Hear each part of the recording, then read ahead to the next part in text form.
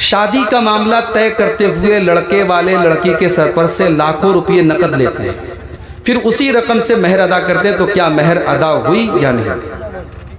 یہ پیسہ لینا پہلی بات تو غلط ہے، یعنی شادی کے موقع پر لڑکی والوں کے اوپر یہ پابندی لگانا کہ آپ ہم کو اتنا پیسہ دو، یہ تو کھلم کھلا حرام خوری ہے، بھیک منگا پن ہے، بھیک مانگ رہا ہے آدمی۔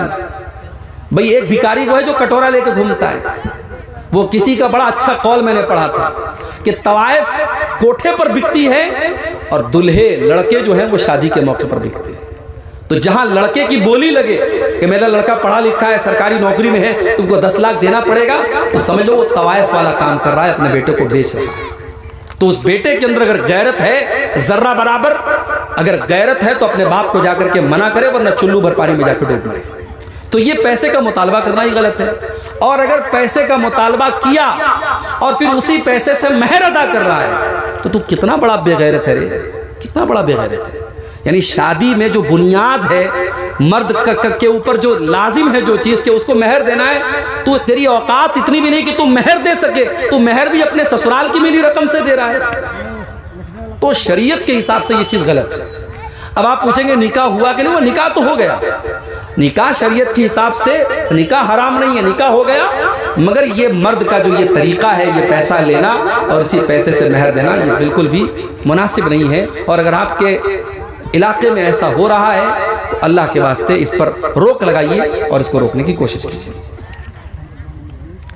بغیر ٹوپی کے نماز پڑھنا کیسا؟ بھائی یہ بہت پرانا سوال چلا آ رہا ہے، 2003-4 سے جب سے میں تقریر وغیرہ تھوڑا بہت کرنے لگا اور جب سے دعوتی میدان میں آیا، ہر جگہ یہ سوال ضرور آتا ہے، 2 سوال ضرور ہے۔ ایک تو یہ آتا ہے ٹوپی کے بغیر نماز ہو جائے گی کہ نہیں، اور دوسرا سوال کہ اہل حدیث کی نماز دوسرے مسلک کے پیچھے ہو جائے گی۔ یہ 2 سوال بڑا انٹرنیشنل سوال ہے۔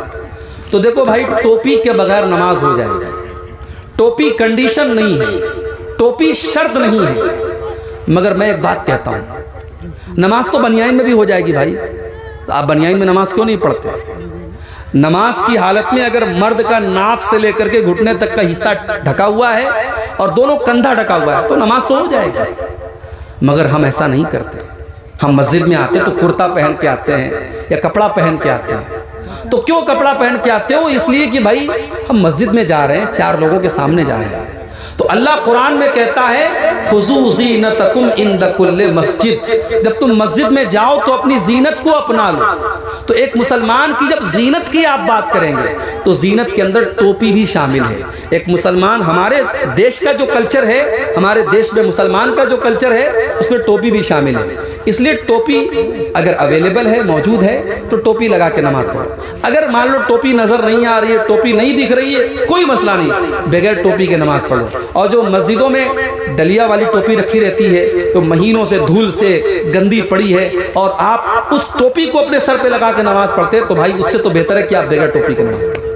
تو ٹوپی کی عادت ڈالو، نماز میں بھی اور عام حالات میں بھی ٹوپی کی عادت ڈالو، لیکن اگر ٹوپی نظر نہیں آ رہی ہے تو کوئی بہت بڑا مسئلہ نہیں، ٹوپی کے بغیر بھی آپ کی نماز ہو جائے گی۔ حضرت آدم علیہ السلام کی توبہ قبول کر لی تو پھر ان کو جنت میں کیوں نہیں رکھا؟ یہ سوال عورتوں کی طرف سے آیا ہے۔ ماشاءاللہ، بڑا ٹیڑھا سوال آیا بھائی۔ دیکھیے، اللہ تعالیٰ نے حضرت آدم کی توبہ کو قبول کیا، مگر اب اللہ تعالیٰ کی ایک مصلحت یہ تھی کہ اب آدم کی اولاد کو اللہ کو زمین پہ بسانا تھا۔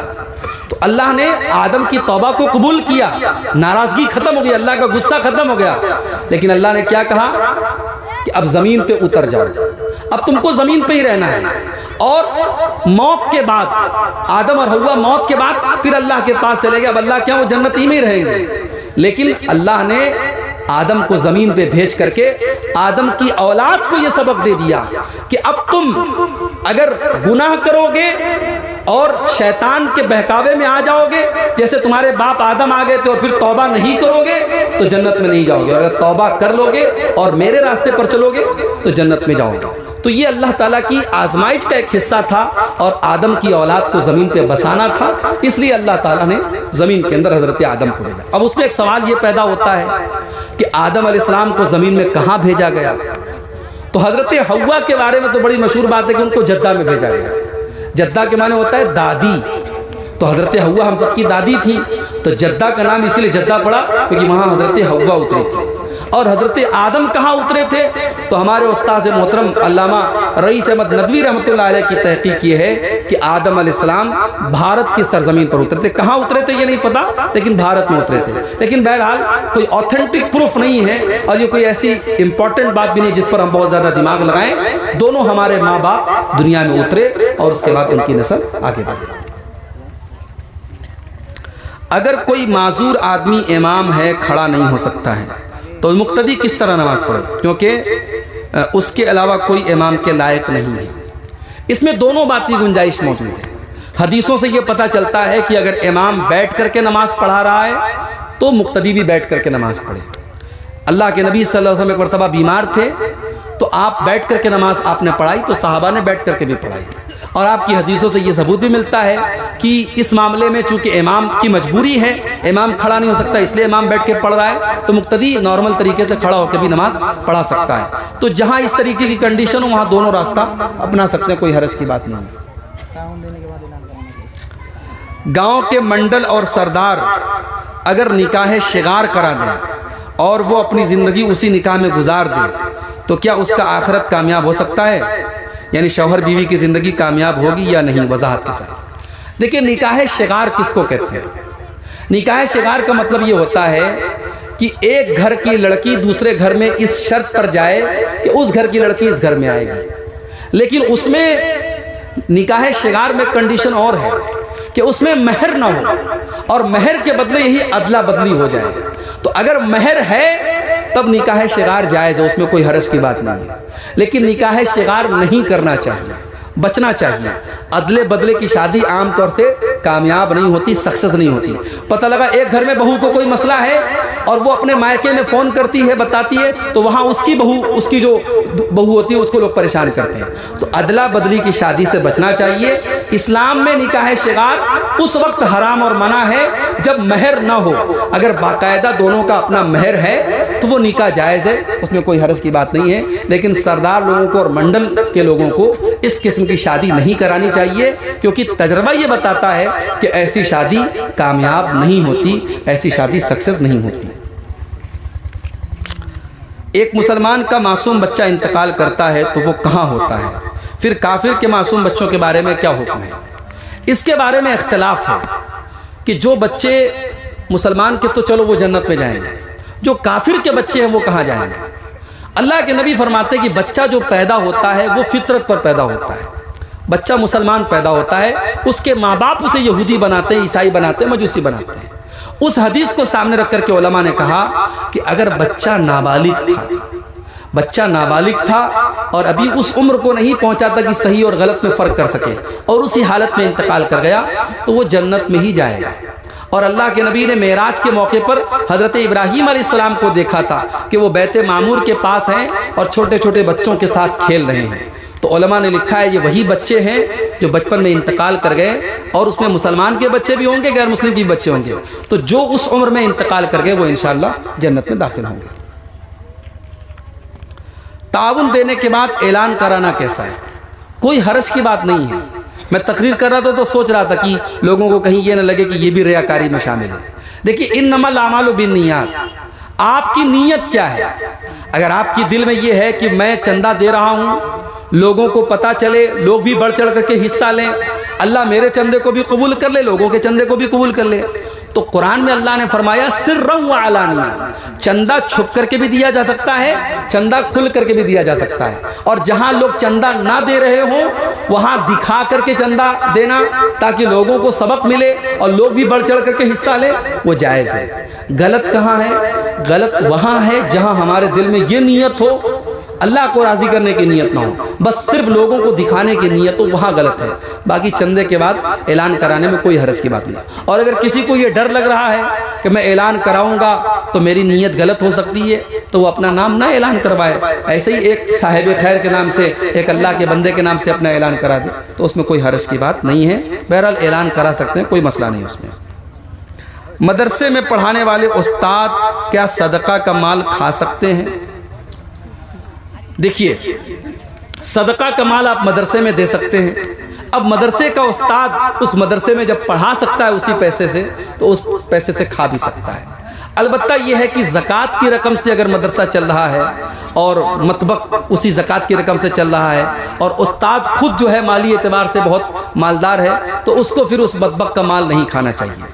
لیکن اگر اس کی تنخواہ دی جا رہی ہے اور کہیں کہیں مدرسے میں تنخواہ جب دی جاتی ہے تو اس تنخواہ میں آٹومیٹک استاد کے رہنے اور کھانے کا انتظام بھی شامل رہتا ہے۔ گویا استاد جو کھا رہا ہے ایک طریقے سے اپنی تنخواہ کا ہی کھا رہا ہے، کیونکہ اسی حساب سے تنخواہ کم دی جاتی ہے اس کو۔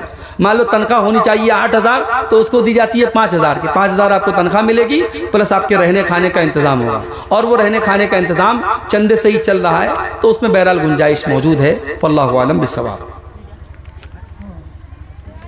اگر والدین بچپن میں عقیقہ نہ کرائیں تو کیا وہ بڑے ہو کر کے خود اپنا عقیقہ کر سکتا ہے؟ کرنا چاہے تو کر سکتا ہے، کوئی حرج کی بات نہیں ہے جی۔ لیکن اس میں ایک بات یہ یاد رکھیں، بعض لوگ اپنا عقیقہ جب خود کراتے ہیں تو بڑے جانور کا عقیقہ کرانے لگتے ہیں، یا قربانی کے جانور میں حصہ لیتے ہیں، بڑے جانور میں اپنا ایک عقیقہ کا حصہ لے لیتے ہیں۔ بڑے جانور میں عقیقہ ثابت نہیں ہے، نوٹ کر لیجیے اس بات کو۔ بڑے جانور میں نہ عقیقہ ثابت ہے نہ اس میں حصہ لینا ثابت ہے۔ عقیقہ کا جانور چھوٹا ہونا چاہیے اور الگ ہونا چاہیے، عقیقہ میں حصہ نہیں لے سکتے آپ، عقیقہ میں مستقل ایک جانور ہونا چاہیے۔ خود کا عقیقہ خود کر سکتے ہیں کہ نہیں؟ بہت سارے علماء کا کہنا ہے کہ 7 دن کے بعد کوئی عقیقہ نہیں ہے، اور بہت سارے علماء کہتے ہیں کہ خود کا عقیقہ خود کر سکتے ہیں۔ اس پر آپ کا کیا کہنا ہے؟ لیکن 7ویں دن عقیقہ کرنا افضل ہے، بہتر ہے، لیکن 7واں دن اگر چلا گیا گزر گیا تو اس کے بعد کبھی بھی کر سکتے ہیں، اس میں کوئی حرج کی بات نہیں ہے۔ اس میں 7ویں دن کے بعد جو لوگ یہ کہتے ہیں عقیقہ ختم ہو گیا، وہ بات صحیح نہیں ہے۔ 7ویں دن کے بعد کبھی بھی عقیقہ کیا جا سکتا ہے۔ نماز قصر کتنے کلومیٹر جانے کے بعد کرنا چاہیے، اور کیا نماز قصر ادا کرنے کے لیے 3 دن کا سفر کرنا ضروری ہے؟ دیکھیے، قصر کی جو نماز ہوتی ہے یعنی 4 رکعت والی نماز کو 2 رکعت پڑھنا، یہ کتنے کلومیٹر پہ کرنا ہے اور کتنے لمبے سفر پہ کرنا ہے، اس میں بہت اختلاف ہے۔ اختلاف کے چکر میں ہم نہیں پڑیں گے۔ ایک موٹی موٹی بات یہ سمجھ لیجئے کہ اگر ہم اتنا سفر کر رہے ہیں جو ہماری عام بول چال میں سفر مانا جاتا ہے، اس کو کلومیٹر میں مت جانیے۔ اگر مان لیجئے دیگھل بینک سے کشن گنج کے سفر کو آپ سفر مانتے ہیں، آپ کی عام بول چال میں اس کو سفر مانا جاتا ہے، آپ قصر کیجئے کشن گنج میں پہنچ کے، کوئی مسئلہ نہیں ہے۔ جب شریعت نے پابندی نہیں لگائی تو ہمارا پابندی لگانے والے کون ہیں؟ اللہ کے رسول نے جتنا سفر کیا ہے سب میں قصر کیا ہے۔ اب کسی صحابی نے بیان کیا کہ اللہ کے نبی نے اتنے سفر پہ قصر کیا تو اس کو علماء نے کہہ دیا کہ اتنے سفر پہ کرنا ضروری ہے۔ تو علامہ ابن تیمیہ نے جو بات کہی ہے وہ زیادہ صحیح لگتی ہے کہ سفر کو ہم کلومیٹر میں یا اس کو مسافت میں ہم اس کو پابند نہیں کر سکتے۔ جس سفر کو آپ اپنی بول چال میں سفر مانتے ہیں، اور جب تک آپ سفر کی نیت سے ہیں، جب تک آپ ٹھہرنے کی وہاں نیت نہ کر لیں، آپ قصر کر سکتے ہیں، کوئی حرج کی بات نہیں ہے۔